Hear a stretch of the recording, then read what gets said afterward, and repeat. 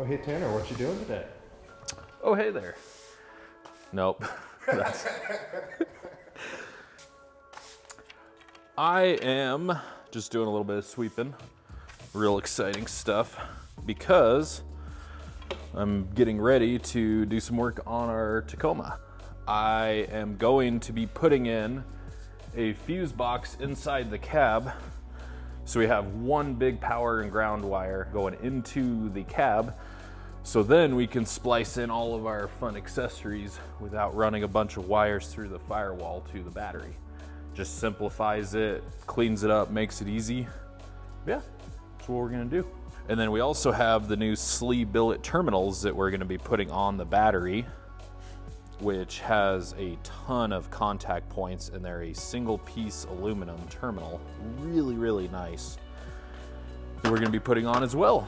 Yep, so they got negative and positive stamped on the side, so you know which side's which.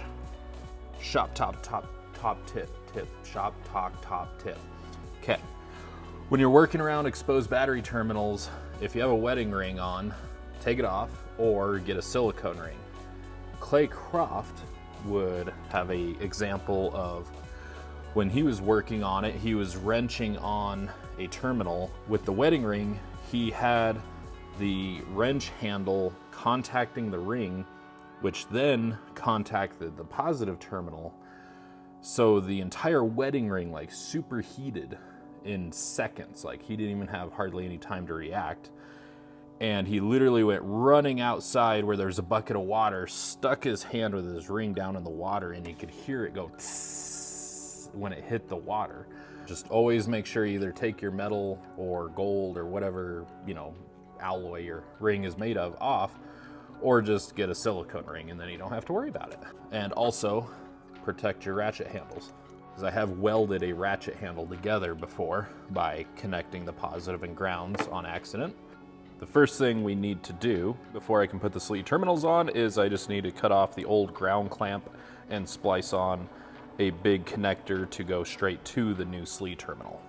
The positive side has already got the right connector. It's the negative side. I just need to put a new one on. This is heat shrink that has a glue inside. So when you heat it up, it shrinks down and then it softens and basically liquefies the glue.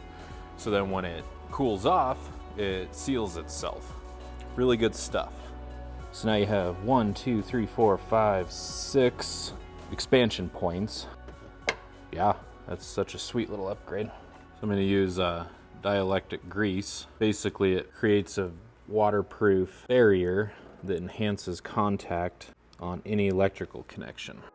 So now that we got the new terminals on our battery, we're gonna wire up the in-cabin fuse box. And so the whole idea is we're gonna run just a single power and ground, this 10 gauge wire, through the firewall from the battery into the fuse box, which is gonna be tucked up underneath the driver's side footwell area. And it'll allow us to easily expand new accessories that are gonna be inside the cab. We're gonna do a ham radio, we're gonna do a Garmin Overland, we're gonna do a Garmin InReach, and some potential other things, power ports and stuff. So it'll be nice to have this in the cab ready to go when we decide to do that. So another shop talk top tip when routing wires is put into your wiring harness or your measurements what's called a service loop. Essentially, what it is you have enough length to be able to loop it somewhere tucked away like so.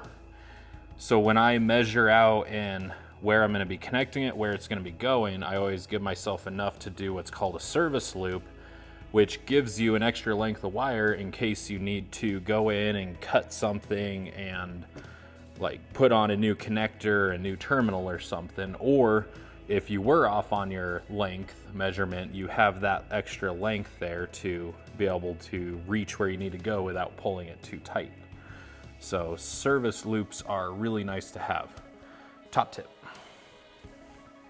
So what I'm gonna do is instead of going inside the cab with the cable and fishing the cable out, taping on the wire end and pulling it back through, I'm gonna go in from the outside because I know exactly where that hole is that I poked, And then once I get it in enough that I can grab it from the inside, then I'll take this and tape it in line on the fishing cable and just pull it through, undo the tape, and then pull this back out.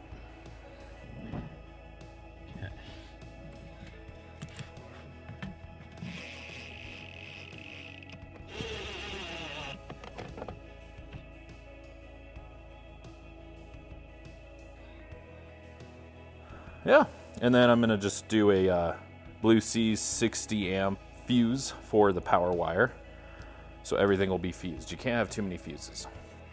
We have a tray coming that's gonna go here to hold some other stuff. So I just temporarily put the fuse right here on top of the factory fuse block lid. And so yeah, that was just kind of something I thought about, that we have some more stuff coming, so I just temporarily put it there. You can pull it off real easily, didn't drill any holes or anything.